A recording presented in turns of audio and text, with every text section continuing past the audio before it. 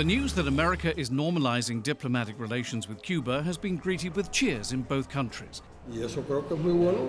I think this would be really good. Each party would set their conditions, and I think this injection of capital is something great. But not all Americans welcome the change. Would we accept an embassy in Cuba where our diplomats are not allowed to meet with democracy activists on the island? Cuban-American Senator Marco Rubio says Cuba's a long way from accepting democratic ideals and has not made up for the crimes against its people. For some, it's hard to forget that Cuba was once at the center of what historians call the closest the world has ever come to global nuclear war.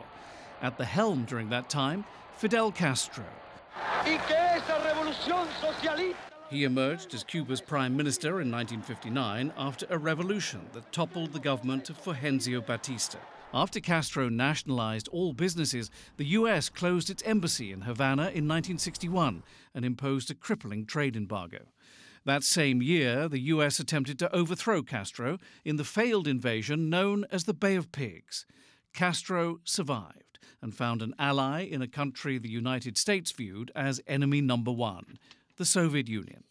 In 1962, an American spy plane spotted Soviet missiles in Cuba. The island's location made this even more dangerous for the United States. The Cuban shore is only 90 miles away from the southernmost tip of Florida. Within the past week, unmistakable evidence has established the fact that a series of offensive missile sites is now in preparation on that imprisoned island. The purpose of these bases can be none other than to provide a nuclear strike capability against the Western Hemisphere. On October the 22nd, President John F. Kennedy gave the nation terrifying news. The U.S. was on the brink of nuclear attack because of Cuba's relationship with the Soviet Union.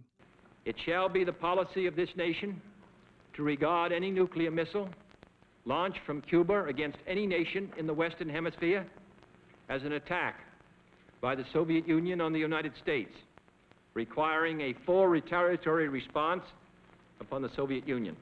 Kennedy placed a naval blockade, or a ring of ships, around Cuba.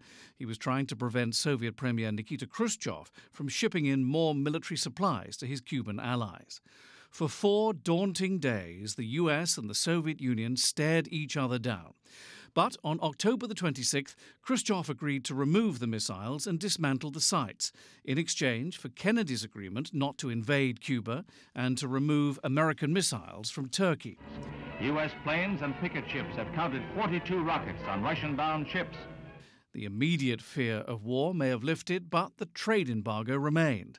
In 1996, Cuba shot down 2 U.S. aircraft operated by Miami-based Cuban exiles. The U.S. made the embargo stronger by passing the Helms-Burton Act, which penalized foreign countries that did business in Cuba. Cuba felt the economic strain. In 2006, Fidel Castro's health began to fail, and he handed over power to his brother Raúl. But things took a dramatic turn in September of 2012, when Cuba suggested it was ready to negotiate with the United States.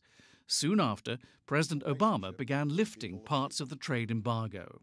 In the most significant changes in our policy in more than 50 years, we will end an outdated approach that for decades has failed to advance our interests, and instead, we will begin to normalize relations between our two countries. And historic talks between the two countries began in January. We've just seen a remarkable change in relations between our countries. Then in April of this year, President Obama announced he intended to remove Cuba from the terror watch list, a crucial step in normalizing diplomatic ties. Viva Fidel! Viva!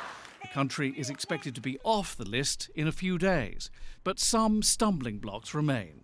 Cuba hasn't assured America that diplomats will be able to travel freely on the island and speak to whomever they please. So far, Cuba has not guaranteed that shipments to the American compound will not be tampered with, and that people visiting the U.S. Embassy would not face harassment from police officers guarding it. I share the concerns of dissidents there and human rights activists that this is still a regime that represses its people. Despite the remaining disagreements, the two countries seem poised for an historic reunion.